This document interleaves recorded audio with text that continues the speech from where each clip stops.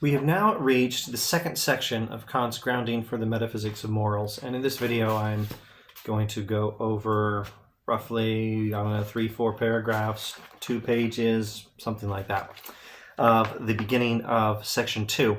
And I have to try hard to take my own advice. Kant often uses very simple ideas, but he doesn't phrase them in a way that can be easily understood by mere mortals. So I need to try to present the simple ideas without getting too bogged down in his language. But we can't ignore the language altogether. So the strategy is something like read and then paraphrase in simple words, pointing out simple ideas. The first sentence of the second section of the grounding for the metaphysics of morals using the Ellington translation. If we have so far drawn our concept of duty from the ordinary use of our practical reason, one is by no means to infer that we have treated it as a concept of experience. Paraphrase. We started with everyday, common sense, practical moral reasoning. That was the topic of the first section of the grounding. And in doing so, we were not implying that moral reasoning is based on experience. Moral reasoning is based on something other than experience. The technical philosophy term here is a priori, from the Latin. This basically means independently of experience. A priori means independent of experience, and it's the antonym to a posteriori, which means dependent on experience. Moral reasoning is a priori reasoning. It's not based on experience. And let's skip to the next paragraph.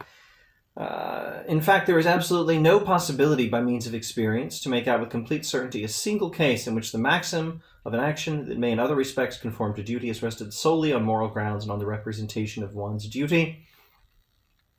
It is indeed sometimes the case that after the keenest self-examination we can find nothing except the moral ground of duty that could have been strong enough to move us to this or that good action and to such great sacrifice. But there cannot with certainty be at all inferred from this that some secret impulse of self-love, merely appearing as the idea of duty, was not the actual determining cause of the will. We like to flatter ourselves with a false claim to a more noble motive, but in fact we can never, even by the strictest examination, completely plumb the depths of the secret incentives of our actions. For when moral value is being considered, the concern is not with the actions which are seen, but rather with their inner principles which are not seen. Okay, there's a lot here I need to paraphrase if I can, except maybe I can keep it to just a few sentences if I slow down. Okay, this paragraph is saying, first of all, we can never be certain, even of our noblest actions as they appear, that they did not have some secret selfish motive. Actually, that's a good paraphrase of the whole paragraph. We may have secret selfish motives, and I guess I do need to add one more thing. We can never be sure that our actions, even the ones that seem the noblest, we can never be sure that they don't have some hidden selfish motive, and these motives are hidden even to us sometimes. Oh, and there's one more thing I need to say about this paragraph, connected to things he said in the first section of the grounding. When moral value is being considered, the concern is not with the actions which are seen, but rather with their inner principles which are not seen. Remember the beginning of the grounding for the metaphysics of morals, where he says, the only thing that can be considered good without qualification is a good will. The moral worth of an action is found in the motives for the action, found in the characteristics of the will that chooses the action. If I do something good, something kind, something virtuous, something noble, or something that appears to be these things. If I do something that's an act of charity, kindness, benevolence towards other people, the action itself is not good if the real reason I chose the action was a selfish will and not a good will. And we are not always entirely sure what are our own motivations. Let's skip one whole paragraph. We cannot but admit, simpler English, we must admit that the moral law is of such widespread significance that it must hold not merely for men, but for all rational beings generally, and that it must be valid not merely under contingent conditions and with exceptions, but must be absolutely necessary. All right? How shall we paraphrase that? Moral law, first of all, is universal. It has no exceptions. And second, it's for rational beings as such, not for human beings as such. A useful way of making this point is just to think of non-human rational beings. In fantasy and science fiction, hobbits, I think, are a subspecies of humans, but elves and dwarves, and actually orcs, and even dragons, even though these guys are totally evil in Tolkien, they're rational beings. Moral law applies to all rational beings, including not just humans, but also elves and dwarves, and in Star Trek, Klingons and Romulans and Vulcans, and Star Wars, let's say Wookiees and Twi'leks and whatever species Yoda is. Okay, so maybe I should say something else about that. Why is he saying moral law applies to rational beings as such? What does that mean precisely? Why would he say that? What are the other philosophical principles that connect to this? Well, let's see if I can explain that, or at least give a few pointers on it. A rational being is a being that is capable of considering one action and another action and choosing one based on some rationally considered principle. And that means that we're responsible to choose based on morally right principles and not just based on selfish desires. And that is why, or at any rate, those are some of the principles connected with the fact that moral law applies to all rational beings, not just human beings as such. Now let's do a little bit about, let's look briefly at what he says about examples. Moreover, worse service cannot be rendered morality, skipping to the next paragraph, final paragraph of this video. Moreover, worse service cannot be rendered morality than that an attempt be made to derive it from examples. You can't use examples to discover the principles of moral law. Skipping 2 sentences. Even the Holy One of the Gospel must first be compared with our ideal of moral perfection before he's recognized as such. Even he says of himself. Now he's quoting Jesus in the New Testament. Now let's first do the Jesus quote without Kant's additions, and then I'll read it with Kant's additions. Jesus says of himself, "Why do you call me good? None is good except God only." Thus says Jesus. Now Kant adds parenthetically some explanatory commentary. Why do you call me, whom you see, good? None is good, the archetype of the good, except God only, whom you do not see. Kant continues, but whence have we the concept of God as the highest good? Solely from the idea of moral perfection, which reason frames a priori independently of experience, and connects inseparably with the concept of a free will. Imitation has no place at all in moral matters. Okay, there's a lot to talk about. Let's see if I can first finish explaining the commentary of what Jesus says. Why do you call me, whom you see, good? None is good, the archetype of the good, that is, except God only, whom you do not see. Okay. Jesus, Kant says, is pointing out, or at least can be interpreted, his words can be interpreted as having the insight, conveying the insight, that morality is not based, well, it's not based on experience. It's not based on seeing someone and saying, oh, that person's good, that's how I know what good is. Morality is, well, a priori. It's not learned from experience. It's learned from something independently of experience. And you can recognize perhaps the goodness of someone like Jesus when you see him because you already know something about what goodness actually is. You're taking your pre-existing knowledge of goodness and applying it to Jesus and saying, oh, well, that guy's good. You're not saying, oh, that guy's good, and that's how I learn what goodness is. That's not how moral knowledge works. Imitation is no place at all in moral matters. You don't find a moral example of someone who's a moral example and imitate that person. That's not how morality works. Well, examples do matter, and we'll get to that in a moment. But let's see, there was something else I wanted to try to clarify. Free will. Okay, let me go over that illustration again, that explanation of some of the philosophical principles connected to the idea that moral law applies to all rational beings, not just human beings.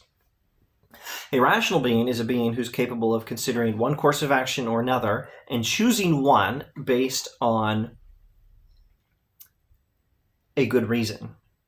And that means acting according to reason. That means having free will to decide this or that. And moral law is the requirement that we choose the right way based on good reasons and not based merely on our selfish desires. All right, that's basic Kant there. Examples serve only for encouragement, i.e. they put beyond doubt the feasibility of what the law commands, and they make visible what the practical rule expresses more generally. Now, there's a lot to talk about here, and I don't want to talk about it too long. So I've got to try to keep this really brief. First, examples do have a place in talk about morality, but they're not teaching us the truth of moral principles. They're doing something else. They're encouraging us to be good. One way they encourage us is just to show that what moral law commands can be done. They put beyond doubt the feasibility of what the law commands. So, in other words, you know you're supposed to do what's right, and it's hard to do it, and someone else has done it, or there's some really great portrayal in fiction of someone who has done the right thing in somewhat similar circumstances, and that can show you, yes, I actually can do it. I think the word inspire fits pretty well here. Moral examples can inspire us to do what's right. A superb example of this sort of thing, putting beyond doubt the feasibility of what the law commands, is in Book 8 of Augustine's Confessions. Augustine knows he needs to renounce his life of sin and follow Jesus. The particulars of his sin are different from the particulars of the sin of St. Anthony, but the example of St. Anthony still inspires Augustine, and it's part of what helps him to finally change his ways and start following Jesus. Augustine hears the story of Antony, who left his life of wealth and then became a desert monk, and this example puts beyond doubt in Augustine's mind the feasibility of what moral law commands, and helps to enable him to do what's right. So Kant and Augustine come together sometimes. This is one of those times. What else do examples do in morality? They make visible what the practical rule expresses more generally. So there's a huge issue in this sentence that I really just should not spend much time on, like the distinction between moral law and practical rules that are not moral law. Like using an example that I think is perfectly acceptable for Kantian thought, you shall not murder. I think Kant would agree that is a moral law.